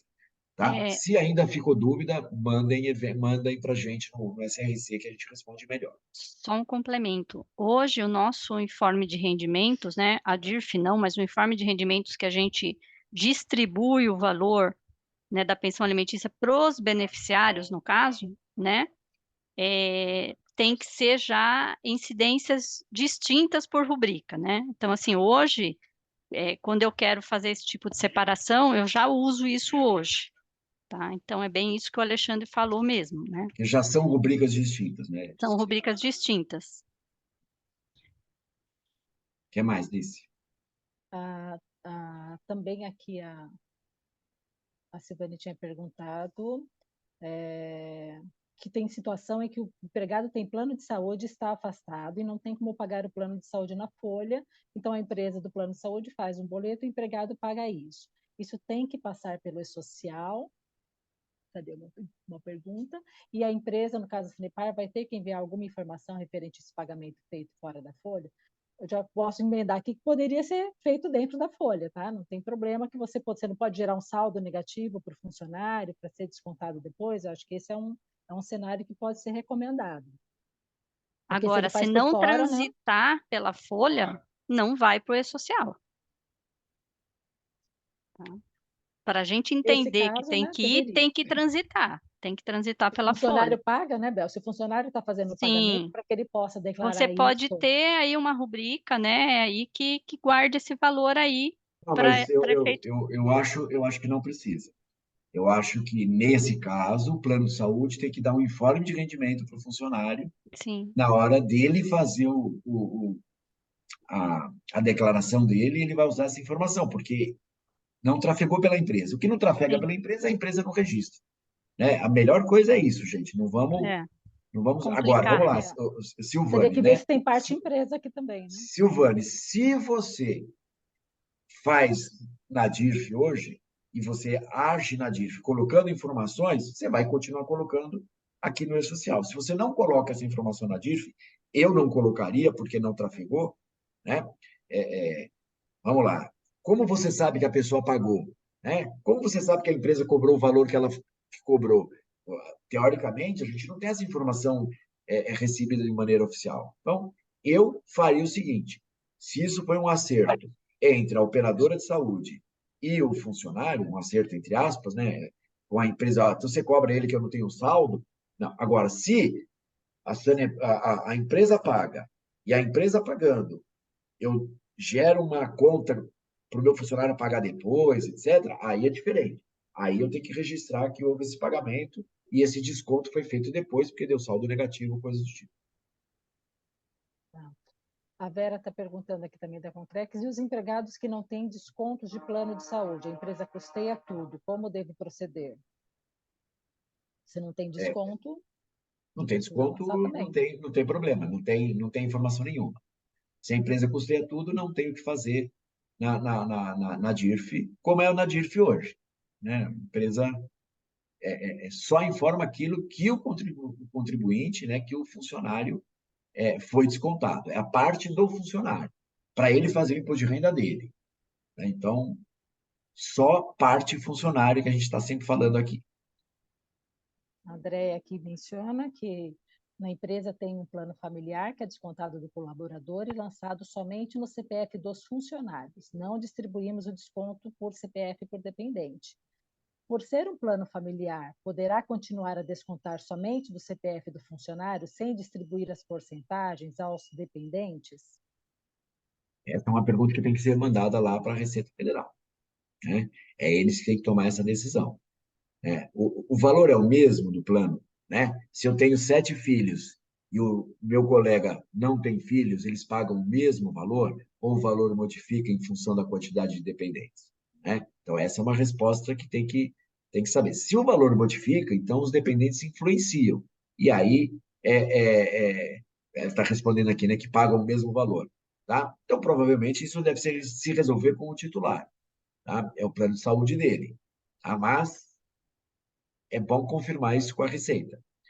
Eu, se não conseguir fazer contato com a Receita, faria como você faz hoje. Coloco tudo no CPF do titular, porque não muda de valor. É como se os dependentes pagassem zero. Né? Então, fico tranquilo em relação a isso. Certo. Aqui, referente a prazos, né, a Marta pergunta que clientes que o pagamento é no dia 5 de janeiro de 2024, qual versão será utilizada? V339? A Sim, V339 é a que tem que ser utilizada.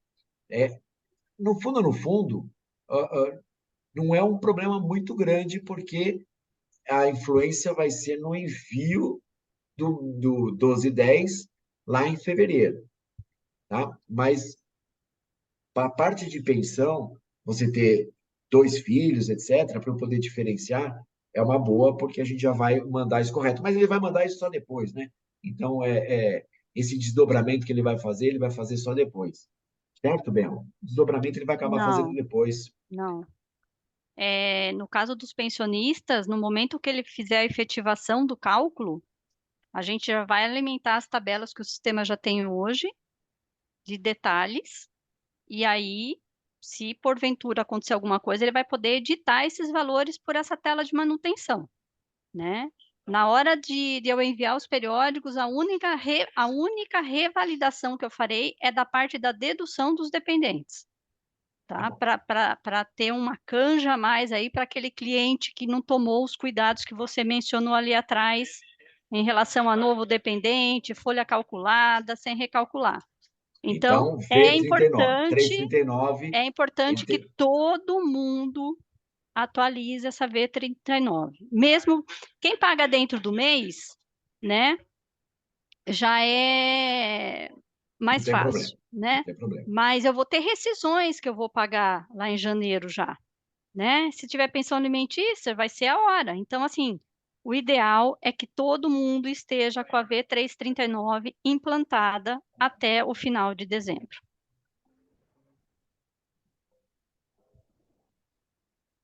Aí agora nós temos algumas perguntas anteriores, alguma referente a fundo de garantia, que a Lígia perguntou aqui. Em caso de demissão antes do dia 20, como, por exemplo, dia 5, o prazo do recolhimento da GRF será 10 dias, cai no dia 14.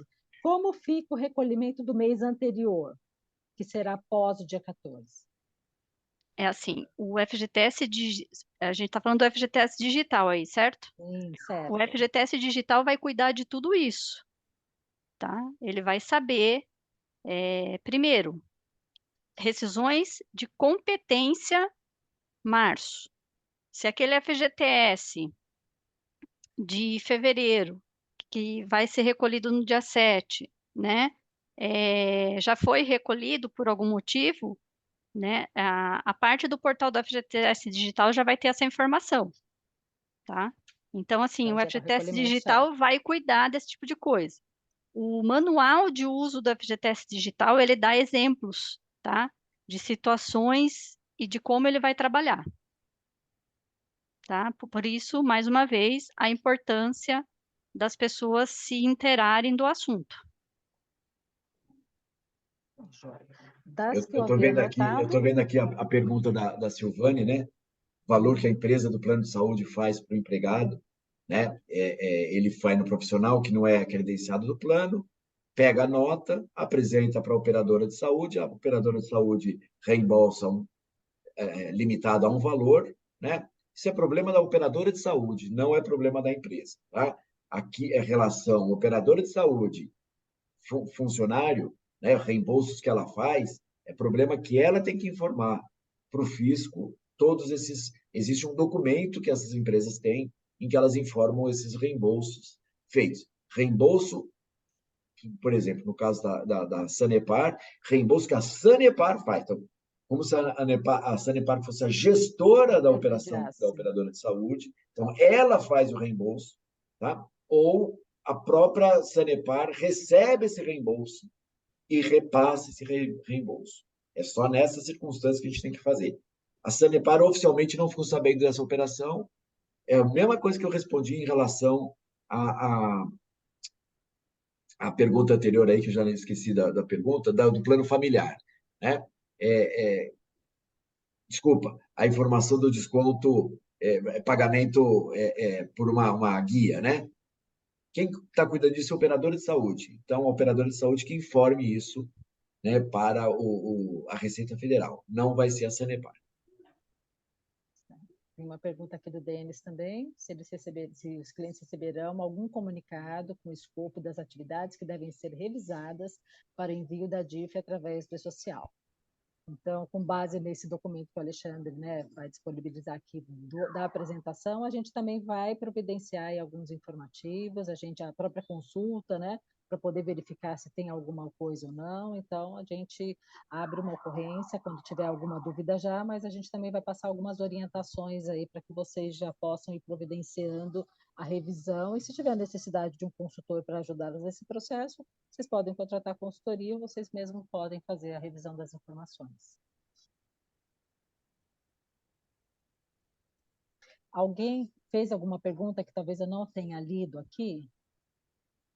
Pode se manifestar. Ou se tiver uma nova pergunta e quiser falar ao invés de escrever também, temos aí um minutinho final. Podemos fazer.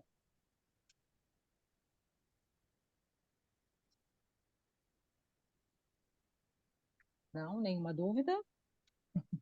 Ou todas as dúvidas? O que é Ótimo. importante a gente sempre ter claro que o e-social não veio para implementar novas regras. Ele veio só para absorver aquilo que a gente declara hoje. Então, se na minha vida inteira a empresa nunca declarou alguma coisa na DIRF, que agora levantou uma pulguinha lá se ela devia, tem uma conta simples para fazer, né? Algum funcionário caiu em malha fina, né? Porque a malha fina é o pior dos cenários. Se não, não é um e-social que vai fazer agora a Receita Federal ir atrás de tudo isso. Outra coisa, em relação ao CPF do alimentando, tá? Quando tudo isso saiu, nós questionamos e de forma bem incisiva o pessoal se era o alimentando ou era o beneficiário. Porque a equipe da DIRF, por mais que a gente fale de receita, não participou do projeto do E-Social. A gente nunca teve acesso a eles. Mas, né, depois de muito perguntar, o próprio MOS, que é o Manual de Uso do E-Social, traz lá a figura do alimentando. Depois da gente insistir muito e dizer, então vocês coloquem lá, né? Porque, enfim, né? Mas aí, né, vai de cada cliente né, entender como deve se fazer, né? Até o ano de 2023, todo mundo só manda as deduções dessa pensão, porque não é obrigatório mandar esse CPF de alimentando, porque a Receita fala, se você tiver a informação, né? E essa briga aí de 4 anos atrás, então ninguém está mandando, né? Agora não, agora está bem claro, né? Até então não estava, tá? Ótimo. Alexandre, algumas considerações finais? Não, só para dizer que eu estou com saudades de todos, né? Em que os eventos presenciais a gente fazia, era mais gostoso, tá? Era melhor do que nos eventos assim, tipo webinar, essas coisas, né? Então, agradecer aí a presença de todos, né? A paciência de todos, pedir perdão aí pelo atraso aí no decorrer do evento, que as coisas foram, a gente não chegou a fazer uma simulação para ver quanto tempo levaria, então agradeço aí a paciência de vocês, estamos à disposição para respostas, tá? E aí, ó, a André ia colocar, agendar um café presencial para matarmos a saudade, com certeza, né? Vamos sim, vamos fazer isso. E acho que estamos todos aí sedentos por presença, né? Por contatos, né? Muita gente trabalhando de home office há muito tempo, então torcer para que a gente consiga fazer outros eventos, tá? Espero que a gente tenha tirado aí as dúvidas de vocês, pelo menos as primeiras dúvidas, outras surgirão. A gente sabe disso, a gente sabe como funciona, tá? A gente sabe que vocês vão perceber agora, né? Que depois que a gente sair aqui e desligar, vocês vão falar, pô, vocês esqueci de perguntar isso, tá? Calma, gente, a coisa não é assim, tá? Vocês vão ter chance de fazer as perguntas e vão poder fazer as colocações que vocês acharem necessário, os produtos, né, que a gente fez uma breve explanação aqui, o controle de jornada, desconecta, que é o mesmo produto e que impede as empresas de fazerem aí, os funcionários fazerem horas extras que não sejam autorizadas pelo gestor, né? O PPA, para a gente ter um processo de admissão digital e que flua sem aquele trabalhão das empresas, tá? Então, as empresas sofrendo para fazer, atender o candidato, o documento não é esse, é outro. A gente pode incluir o serviço de atender o candidato dentro desse software, né? É um software que também é serviço, e a gente já faz toda a parte de qualificação, entra em contato com o empregado se ele não entregou o documento correto, a gente segue os documentos que a empresa exige, tá? Então, tem empresa que quer o documento A, tem empresa que quer o documento B, a gente apresenta as opções de benefícios, caso exista a opção para ele poder escolher, ele pode assistir até vídeos da empresa, né, para fazer a parte de integração, né? Então, para ele conhecer a empresa. Então, tudo isso ele pode fazer dentro da experiência, dentro do sistema, né? A parte de treinamentos e de lista de treinamentos para registro oficial das listas, né? Empresas maiores que têm essa dificuldade que depois juntar todas essas listas, jogar isso para dentro dos sistemas, a gente criou um sistema para poder cuidar disso. Tá bom, gente? Ótimo. O Marcos Vamos lá. ainda fez uma última pergunta, não sei se dá tempo, quando Dá ocorrer. tempo sim, Para e a é muito mesma pessoa, importante. o pagamento no Brasil, 0561, e no exterior, 0473, na mesma competência. Como proceder? Tá. Então, eu posso responder? Por favor, assim espero. Torço para que você responda, inclusive. Hoje, quando a gente tem essa situação, hoje, DIRF, né, a coisa é um pouco complicada e muitas vezes a gente precisa usar o aplicativo da DIRF para corrigir isso, né? E a gente já usou há tanto tempo, não vai ser no último ano derradeiro que a gente não vai fazer isso, né? Mas, com a nova implementação do e-social, nós vamos trabalhar com um formato diferente para captura desses códigos de retenção. Então, é o seguinte,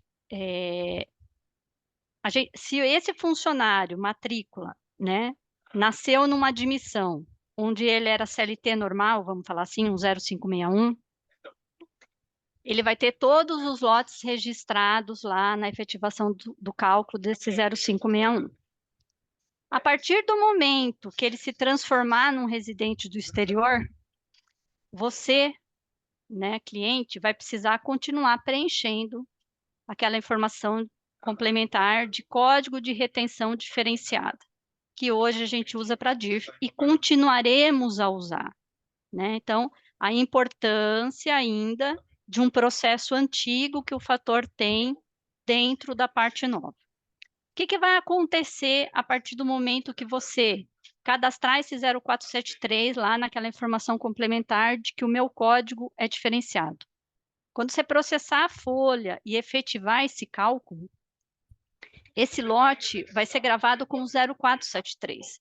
Então, eu vou ter isso, você não vai precisar fazer manutenção, né? A forma que a gente criou de guardar isso por lote em cima dos códigos que esse funcionário tem, seja o padrão ou na informação complementar, vai fazer isso.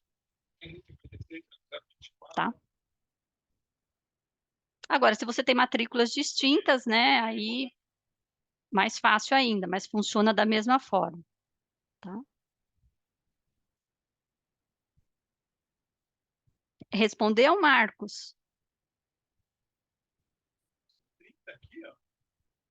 Tira o mudo deles, Nice.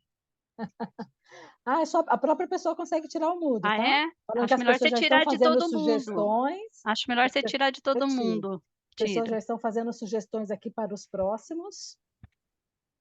Isso. Eu já vi lá, reclamação trabalhista, SST. Né? Não, reclamação trabalhista não, Reclamação gente. trabalhista, não. SST ainda Estou pode, achando mas que- reclamação trabalhista, cruz credo, não. Não. Muita confusão. Eu não estou conseguindo tirar aqui o mudo de todos. Não precisa. Ah, a Não Marta precisa. tirou o dela, acho. Não, aqui é só desligar o mudo e Isso. falar, Né? não tem problema. Respondido aí, então, esse lance do 0473 e do 0561, né? Então, assim, conforme os cálculos vão se efetivando, ou eu vou usar o código padrão configurado lá nos processos do IR, da parte de cadastros básicos, ou eu vou usar o código dessa informação complementar que vai estar aí. Lembrando, se esse camarada voltar do exterior e voltar a ser 0561, né, eu vou precisar ter esse código tirado de lá, né? É uma manutenção que a gente faz hoje, né? Processo de manutenção normal. Ótimo. Gente, vamos encerrando então, já passamos bastante do horário. Sim. Queremos agradecer a presença de todos. Em breve aí a gente vai liberar esse vídeo, né, da gravação do webinar e a apresentação também realizada pelo Alexandre. Tá bom? Se vocês tiverem qualquer dúvida, podem usar o nosso canal do SRC para abrir um chamado e a gente vai responder com a maior atenção. Muito obrigada a todos, um bom dia e se antecipem. Valeu, Obrigada, gente. Fiquem gente. de Foi um olho aí. prazer revê-los, Tchau, tá? pessoal. Bom dia. Tchau, gente. Abraço para todos. Obrigado. Tchau, Tchau, Obrigada. pessoal. Tchau, Um gente. abraço. Abraço. Tchau, tchau. Obrigada, gente. Obrigada. Tchau. Tchau, tchau.